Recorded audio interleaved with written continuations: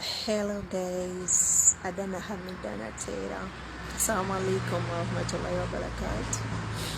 Abatali basiramu mukama yebazi muli mutya mugamba mutyamba buzeeko.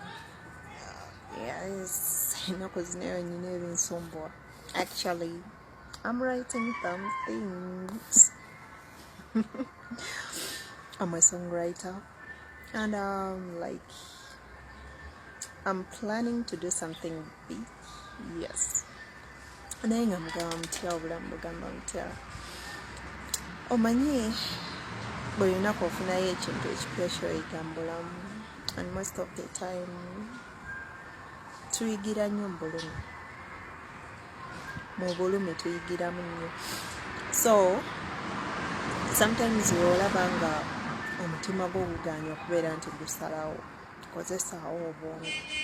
Kiyamba nnyo. Most of the time tulina okubeera nti tukozesa nnyo obwongo okusinga omutima, kuba kati wekituuka ku nze alina omutima omunafu, nina omutima omunafu. I forgive easily. Kagamba abantu batekinga advantage eyo okubeera nti nina omutima omunafu, nti okubeera nzekka.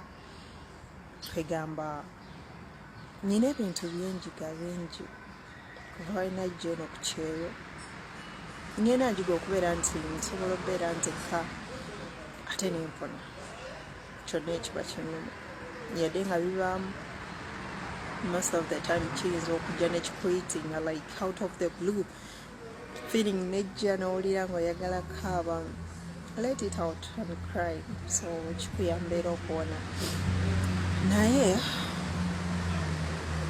bingi nnyo. Sometimes I break down, naye nenjukira nti I have only God by my side, one and only. So whenever I break down, I just always when I break down, always emburana naye mmala era nenzituka kuba ndi mukazi, nina okulwana. So leero njogedde nnyo ku feelings zange.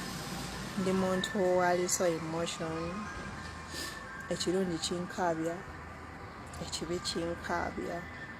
Ndi muntu atayagala kubeera nti, ndi muntu kwegamba atayagala kubeera nantalo n'abantu, which is impossible, kuba omuntu asobola n'okukyawa nga toyina kyewali omukozi. So nwana nnyo okubeera nti I don't have a lot of enemies, though babeerayo. Ekyo kyo siyina kibuusa maaso, ate nga nina okumanya nti si buli omu nti ajja kwagala kyenjagala, si buli omu nti ajja kwagala embeera gy'erimu, si buli omu nti ajja kumanya nti no kati Hamidal is strong, ajja kwagala okubeera nti andaba nti ndi strong. Si buli omu nti agenda sanyuka nti nsanyuka, naye nina era okusanyuka. Naye nga byonna Allah byonna yasinga okumanya. Assalamu alaikum wa rahmatullahi wa barakatuh. Kyemmanyi waliwo abantu abalileetinga ku mbeera gy'olimu, ku bulumi bw'omutamu sometimes, kuba bwe tebusobola kuvaawo, naye kyoba omanya teweerabira nti Mukama Katonda ali naawe ate abukuyisaamu, kuba akimanyi olina omutima munafu, yeetaaga okufuula strong. Don't overlook that. If you have any pain, like you feel any pain, face it. Face it. Walk through it. Toji ignoringa yadde. Face your pain. For me, I wake up in pain sometimes. I work in pain. Obakitegeera. So ate ovanga ku kintu ku bulumi nga buli ku mutima. Ovanga ku bulumi nga buli ku mutima. It takes a while, and it can take some times. It actually takes some times to heal, because whenever you forget about it and you're like, yeah, it's gone, and you sit down sometimes the feelings come back, and then it hits you like, really, oh, bichanuma.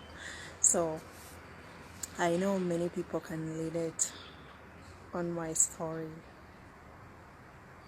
So many people can relate. Naye nga tulina kuyita mu bulumi okubeera nti tuwanguye. Mbagala nnyo.